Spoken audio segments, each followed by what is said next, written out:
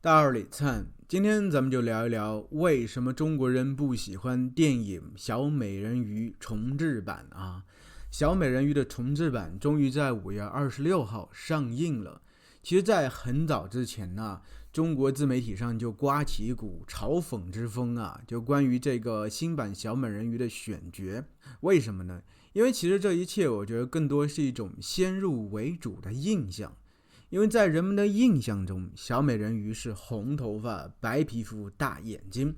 但是在新版的重制版这个小美人鱼里头啊，小美人鱼是脏辫、小眼睛，眼睛不是特别大，黑皮肤，所以这与人们固有的印象是相冲突的。正是因为了有这些对比之后呀，很多人就开始肆意的嘲讽，甚至故意去截了一些图啊，凸显出新版小美人鱼的丑。而这所谓的丑，其实是他们印象中、他们的审美价值观里头所认为的丑。而且甚至很多人还作为这个小美人鱼与女二的对比图，说明这个王子爱上小美人鱼肯定是眼睛瞎了。但我觉得所有这种对比嘲讽都是不够客观和公平的，因为原版的小美人鱼是1989年上映的，而新版的现在是2023年，30多年过去了，这个世界已经发生了天翻地覆的变化，人们的审美也发生了天翻地覆的变化。我们不可能永远停留在原来那个阶段。1989年的时候，我才3岁。其实我也看过预告片，我觉得其实新版的小美人鱼在有些镜头下，其实不但可以说不丑，甚至还挺好看的。它自然有一股自己独有的这种美感。而且其实这个电影的中文译名啊，也是导致中国观众有这么一个判断的这么一个原因。为什么呢？中文译名叫做小美人鱼，突出在一个美字，所以在中国人印象里，美人鱼它就一定是应该很美，而且这个美是必须符合自己的审美标准的。其实很多小伙伴看过我之前有一期关于中国审美的视频，就会知道中国人所崇尚的美和美国人所崇尚的美，它肯定是有很大的不同的。因为这个审美的关系，这个片子在中国遇冷，其实在一定程度上是必然的。其实除了以上这点比较浅显的原因之外，小美人鱼重制版在中国遇冷还有3个原因。第一个，小美人鱼原版电影在中国并没有那么深厚的观众基础，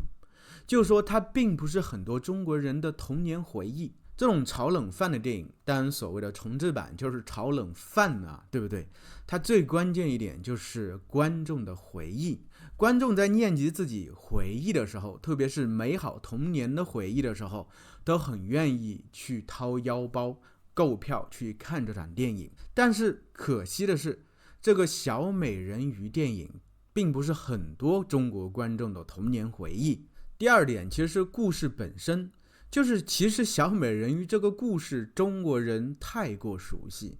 因为安徒生在中国太过出名。但是在一定程度上，就是因为这个故事太出名了，而且是100-200年前这么一个故事啊，一个故事在一开始再过新奇，再过神秘，但是经过100-200年时间的这个摧残呢，它的所有光环都不见了，它的外在、它的内在都已经被看得一清二楚了。大家其实对这个故事早就没有任何期待了。其实要把一个人骗进电影院，除了所谓情怀之外要么就是能催人泪下，要么能让人开怀大笑，要么能让人惴惴不安心一直揪着要么就是给人展现一个全新的未知的世界，那一个世界在我们现实生活中完全看不到就起码说这必须是一个梦，一个美好的梦境，一个我们未知的梦境。但小美人鱼这部电影恰恰它不能满足以上的任何一点，因为我们中国观众对这个故事已经太过熟悉，太过熟悉的东西就会腻掉，就会厌倦，就会觉得索然无味。第三点，其实就是中国观众的口味变了。其实在10几20年前呢，好莱坞电影在中国大行其道但是随着近几年中国本土电影的崛起，因为这个电影都是为中国观众量身定做的，所以中国观众很容易就看进去，很容易就乐在其中。但是好莱坞电影它毕竟是一个外国电影，它和中国观众的心之间隔了很长的一段距离，所以外来电影啊，除了之前强势的超级英雄电影、漫威电影之外啊，已经在中国节节败退了。而漫威电影在被封杀了一段时间之后，再进来之后，中国观众也会觉得这些故事啊了无新意。其实十几20年间呢，好莱坞电影变了，中国观众也变了。这其实是一个历史的必然，特别是像这种重制版的电影，它就是一个炒冷饭的电影，它的故事框架、细节等等都和原版差距如此甚微啊，它又如何激起观众购票去看的欲望呢？想想看，有中国基因的花木兰重制版在中国尚且遇冷，何况是小美人鱼呢？对不对？